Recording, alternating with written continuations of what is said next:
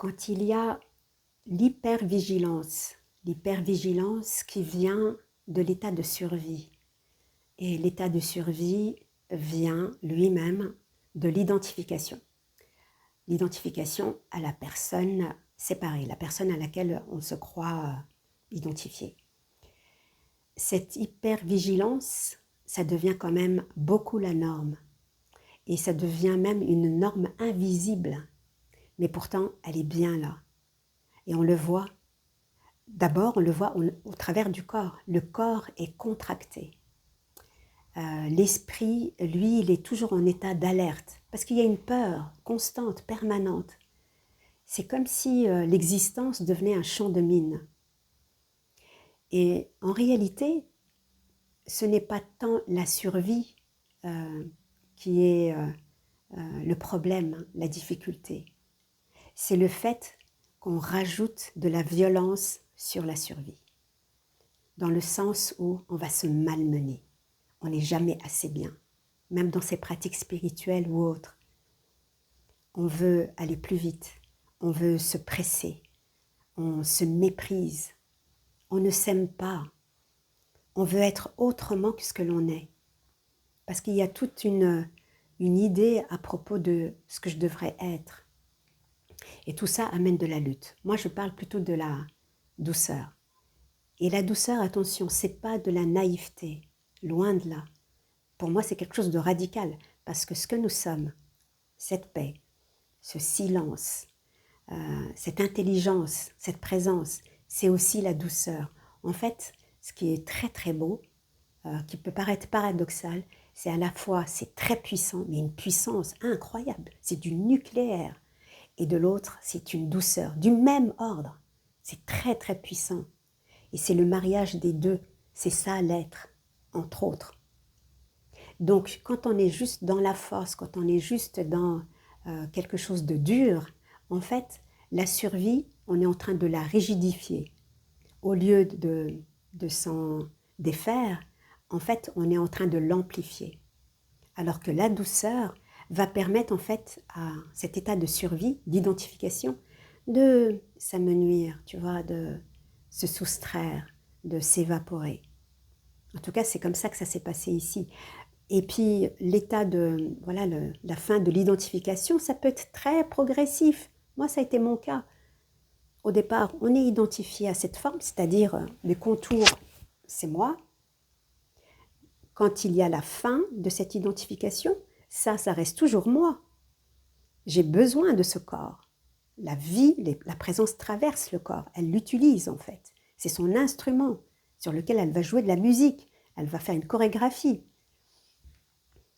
Mais je ne m'arrête pas au contour de ce corps, ce que je suis. C'est ça ce que nous sommes. C'est-à-dire que ça ne s'arrête pas ici. Il n'y a pas de frontière, il n'y a pas de mur en fait. C'est pour ça qu'on parle de non-séparation. Mais la non-séparation, on n'y vient pas à coup de, tu vois, de matraquage, à coup de flagellation, de dureté.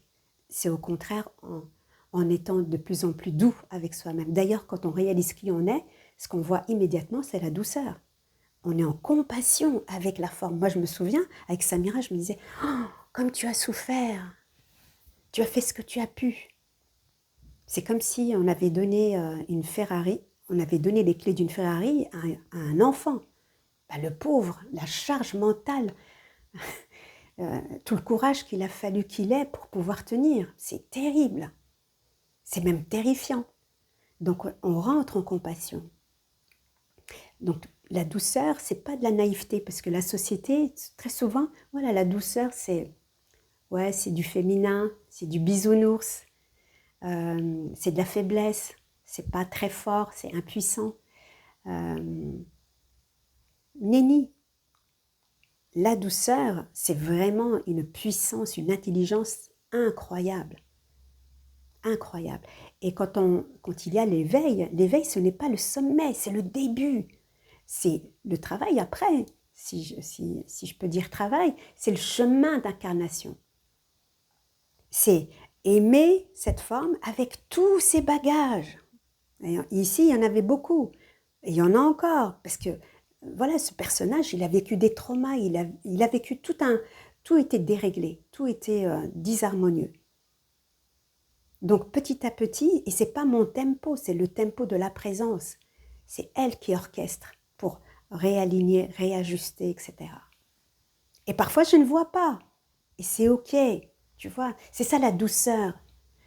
Et il n'y a pas à se flageller parce que je ne dois jamais me tromper, je ne dois jamais faire d'erreur.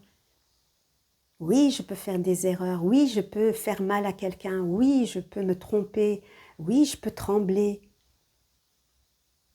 C'est ça, être humain. C'est ça la beauté de l'humain, en fait. Oui, je peux ressentir un problème pour me mettre en lien, en accord avec les autres. Oui, et alors? Tu vois? Je respire là-dedans, je respire et je laisse faire la vie. La vie, c'est mieux que moi. Comment faire pour désamorcer, tu vois, ce qui a besoin d'être désamorcé. Remettre de la lumière là où ça en a besoin, de la douceur là où ça en a besoin. Mais je donne mon accord. Je porte mon attention sur cette douceur. Et tu vas voir que par la douceur, le rythme est différent, le souffle est différent, le parler est différent, le toucher est différent, le marcher est différent. Parce que c'est la douceur qui commence à parler, la douceur qui commence à marcher.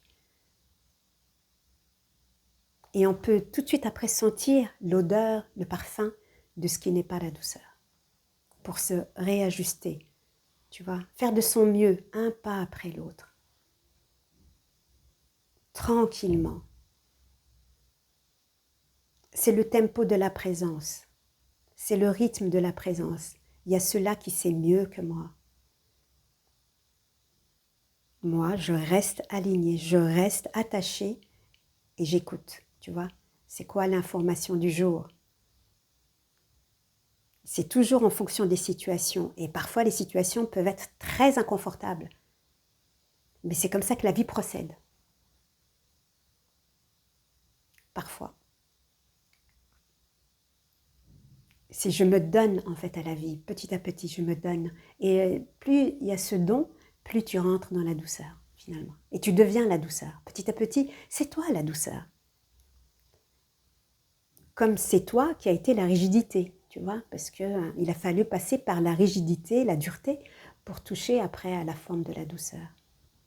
Et ça peut être très émouvant de sentir ça, surtout quand on ne l'a pas senti depuis très longtemps. Parce que ça nous touche, tu vois. Et là, tu touches à l'être, à l'amour que tu es. Donc, ne crois pas que la douceur soit quelque chose de naïf. Et ne crois pas que ce message soit naïf. Au contraire. C'est la beauté même de la vie humaine incarnée.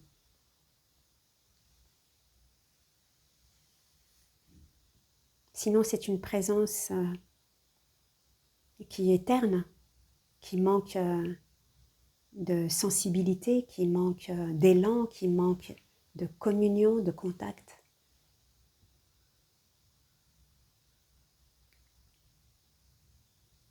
La présence est douce. Elle est déjà là. Pas à pas,